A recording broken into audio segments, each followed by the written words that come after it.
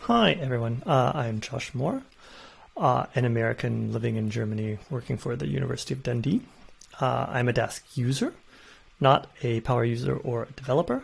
I'm a maintainer of the open microscopy environment, OME, which means I spend a good deal of my time working to store and share large biological images.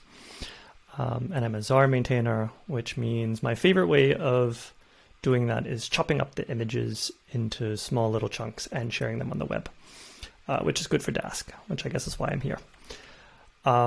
We are working to build a new imaging file format for doing all of that. It's called OME-ZAR. And in the process of doing that, we came up with something that I'd like to share with everyone. So I call this, zooming as a way of life. Because when working with lots of imaging data, you don't want your users downloading tens or hundreds or thousands of gigabytes of data. And they want and expect rightly to be able to kind of zoom like on Google Maps, always deeper into their images. And so we needed to enable that. So this data was submitted to us April of 2020 to the image data resource. So it's a repository of public data that we serve. At the time, it was the highest resolution image of SARS-CoV-2. So it's pretty exciting. And a colleague of mine, Will Moore, and others built this Napari plugin to make it possible to see the images online.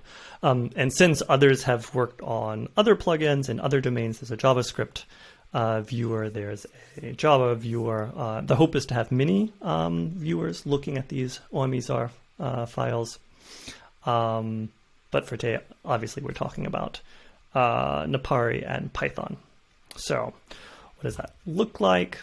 Well, so you can run this command locally if you have the OME-ZAR plugin installed, Napari, and then the URL. I can share that around later. That then opens in Napari, and you can zoom in, and depending on where you are in the world, there'll be some latency.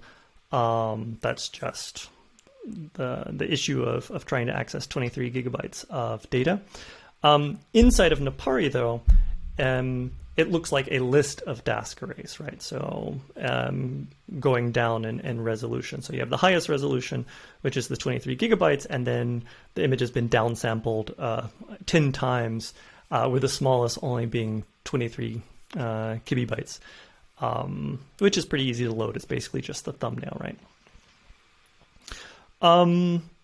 For storing this kind of representation, we've added a little metadata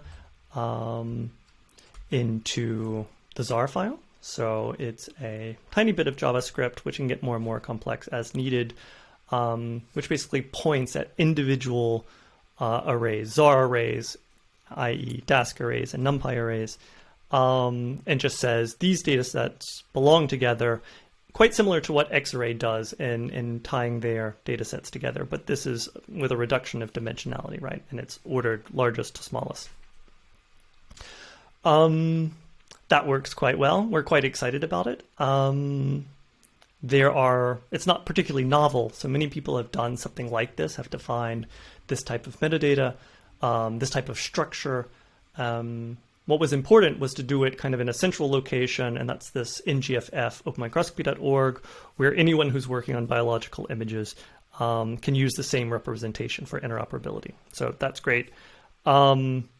I have the feeling, and so this is really the question to all of you, is if this data structure wouldn't also make sense at a deeper level. So as a first-class citizen, so to speak, whether in Dask or Dask and Xarray, or maybe other libraries that I haven't thought about yet, there are various workflows that would enable, and that's probably what it would be interesting to talk about. For example, for users who are generating data, the underlying libraries could keep track of the sub-resolutions. While reading, the libraries could guess what the user wants to access next and preload. So do some of that fetching and scheduling to really optimize the user experience and to do it in a central location rather than needing every client, every GUI to re-implement this themselves. So that's the idea. Happy to talk about it in more depth. And yeah, looking forward to it. Thanks.